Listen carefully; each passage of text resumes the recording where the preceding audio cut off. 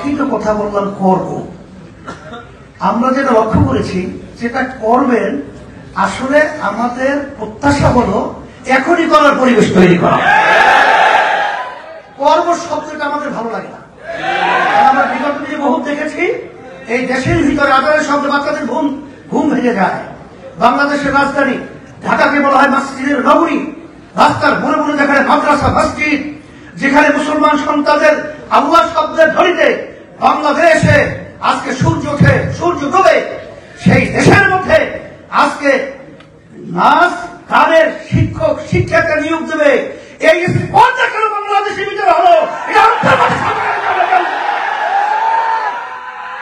পরিষ্কার বলছি যে এখন ওই সিদ্ধান্ত বাতিল করতে হবে এবং ধর্মীয় শিক্ষা, প্রাথমিক শিক্ষা অঙ্গনে সেটা বাধ্যতামূলক এটা ব্যবস্থা করতে হবে। বিশেষ করে আমাদের কওমি মাদ্রাসাগুলো, তাদেরকে অবহেলা করা হয়।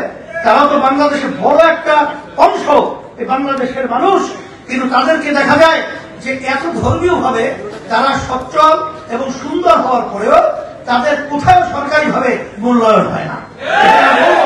যে কওমি মাদ্রাসার শিক্ষা, সেখানে যারা নাকি শিক্ষক রয়েছে ধর্মীয়, তাদেরকেও সেখানে গুরুত্ব সহকারে মূল্যায়ন করা, তাদেরকে নিয়োগের ব্যবস্থা করা।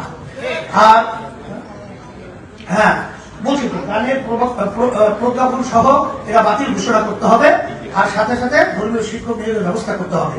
আর আমার ভাই সালাউদ্দিন সাহেব যে কথা বলেছেন, অন্যান্য দায়িত্বশীলের কথা বলেছেন, যে আমরা যদি ঐক্য থাকতে পারি, ঐক্য থাকার ব্যাপারে আলহামদুলিল্লাহ আমি আমাকে বলবো, সকলকে বলবো, যে আমরা যেখানে দেখছি ঐক্যমত কমিশন সহ এই দেশকে সুন্দর করার ব্যাপারে আলোচনা হয়েছে, সেখানে যে সিদ্ধান্তগুলো হয়েছে, নোট অফ ডিসেন্ট অনেক জায়গায় রয়েছে, তবে সেটা পরে না, এখনই বাস্তবায়নের প্রক্রিয়া যদি করতে পারে, ঐক্যের একটা মানচিত্র তৈরি হবে, বক্তব্যের সাথে কাজও মিল হবে।